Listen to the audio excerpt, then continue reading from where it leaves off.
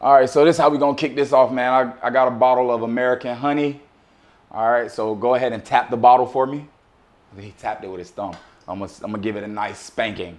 All right, let's pour this up, bro. Let's pour this up. Let's do it. It's my first time drinking it, so we're gonna see what it's like, man. Oh, absolutely. I'm a heavy pour. Let me know when. It looks good. Let me know when. That's good for me. All right, Thank you, gotcha. bro. Yeah. Got you. American honey. Yes, sir. Yeah. All right. So yeah, this is from the makers of Wild Turkey. Yeah, and it's blended with honey and bourbon whiskey. So that's what we drinking on tonight. Yes, sir. All right, first episode, man. Let's go. You ready? Let's do it, man. Cheers, bro. I'm pumped. Cheers. Yes, sir. Okay. Oh, okay. Nice. Okay. Smooth. I like it. I like it. Yeah. Peyton, what's up, bro? Yo, I'm good. I'm ready to roll. Oh my God. I really am. Are you? Yeah. Let's do it then. Yeah, All right. do it. This is the first installment of the Sportaholics. My name is Russ. Like I said before, this is Peyton. And we're going to jump straight into it, man. But before we get things started, we have two reasons why we're here. All right. First reason, we just want to be a part of the conversation. We want to talk culture and we want to talk sports. And we love those things together. So with that being said, me and Peyton, number two, we feel like we have something special to offer. Me, myself in general, I played college ball and I feel like I have something, to offer from a different perspective. And Peyton, he doesn't miss a snap, doesn't miss a tip off. So when it comes to football season, like you said, not missing a snap. Maybe on a commercial break, I go to the bathroom. That's about it. I'm not missing anything. Right. And with that, we always got to keep our drinks on deck, man. Keep it grown. You know what I mean? So we're gonna jump straight into it. One of the biggest topics during the off season are the JETS, Jets. I just want to let everybody know I'm not a fan.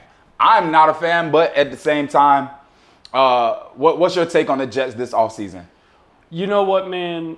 A lot of people talk about how today's NFL is really a quarterback-driven league, right? Mm-hmm. It's a pass-first league. Are we going there? Are we going there right now? Well, just to start it off, okay. I'm just saying that's the public's perception. Mm-hmm. I think it's more situational. In some cases, the team is fully led by the quarterback. In others, for example, with the 49ers and Kyle Shanahan, they've had Jimmy Garoppolo. They've had Brock Purdy. They've made it to Super Bowls with both guys. Yep.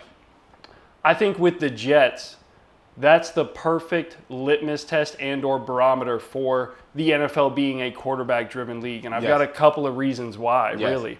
I mean, number one, this is Aaron's team through and through. If you go back and watch the Hard Knocks episodes from last season, you've got Garrett Wilson talking about how he was looking up to Aaron Rodgers as a kid, watching him on TV. You've got the defensive coordinator talking about the highlights that Aaron Rodgers has during training camp and about how he can make every throw on the field. The team's looking to him to succeed and lead them. And I'm not gonna lie to you. I feel like that's a terrible route.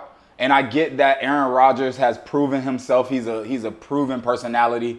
But at the end of the day, me, myself in general, I don't feel like Aaron Rodgers is present. I feel like he's on the back end of his career. And he still wants to prove things. But at the same time, I don't think that Aaron Rodgers is somebody that you should be looking to as a leader. When it comes to times when they need him the most in the building, he's not there. And granted, situations happen where he couldn't play last year. Yeah. And I hate to bring that story up because it's over a year old. All right. But we have to say, they had a pretty decent season without him last year. So I think inside of the locker room, they have opportunity for other people to step up and be their leader. While the quarterback should be the leader of the team, 100%. Yeah. But I don't think Aaron Rodgers is that guy for this team. And you do talk about athletes or quarterbacks more to say being the bus driver. Yeah, essentially. Not only the bus driver, but older quarterbacks stepping up and leading teams. My best example would be Brett Favre with Minnesota. So he did his thing in Minnesota after he was also a Jets quarterback at one point in time. Yeah. So I think Aaron Rodgers is proven, but he has a lot to prove and he's coming off that Achilles tear. Yeah, which is worrisome. But that's what I was saying. I don't want to bring that up. Like, I don't want that to be something that's he's coming back from the Achilles tear. No. Aaron Rodgers was who he was before this Achilles tear. Fair. And for the last 4 to 5 years, he's been the same person that he's been throughout this offseason and going into the next. But what are some other things that you're looking forward to when it comes to the Jets? Yeah, man. When you're looking at the roster as a whole, I mean, they definitely upgraded the offensive line with guys like Tyron Smith, Morgan Moses, and they drafted Olu Fashanu. So I think they have good reassurance there, because even with the swing tackle that they drafted, if someone goes down, they are older tackles that are going to start. I like what they have there. Obviously, we know about the defense. I don't even need to name drop there. And then you've got 2 key guys coming back from injury in Breece Hall and Elijah Vera Tucker. Yep. Now, I don't have an affiliation with the Jets either. I know off the rip you were saying big Dolphins fan, not a huge fan of the Jets. I'm not. That leads me to my point, bro. I hope that the Dolphins can go 2-0 against the Jets this year and send Aaron Rodgers into retirement because I'm tired of it. I'm really tired of Aaron Rodgers this, Aaron Rodgers that. Look, he got his Super Bowl, and from the last time we seen him in the Super Bowl, I feel like he's been satisfied ever since. So I don't want Aaron Rodgers to be a topic in a storyline in the NFL when we got way hungrier athletes. Now, that's not to say that Aaron Rodgers isn't hungry, but show up and prove it. Yeah. Show up and prove it. For sure. Open my eyes. You know what I mean? And we're in the same conference. I'm a major Dolphins fan, by the way. For those who are watching, if you don't know, like, I'm a major Dolphins fan. Big time. So by all means, like, I'm gonna always root for them. But in this seat, I'm gonna try to be not as biased as possible. So, but let's go Fins. All right. With that being said, since the quarterback is the main topic of the day, and we have a lot of quarterback headlines and storylines leading into the season, let's talk about another quarterback in the league, and Caleb Williams, the number 1 overall draft pick. So, how do you feel about him?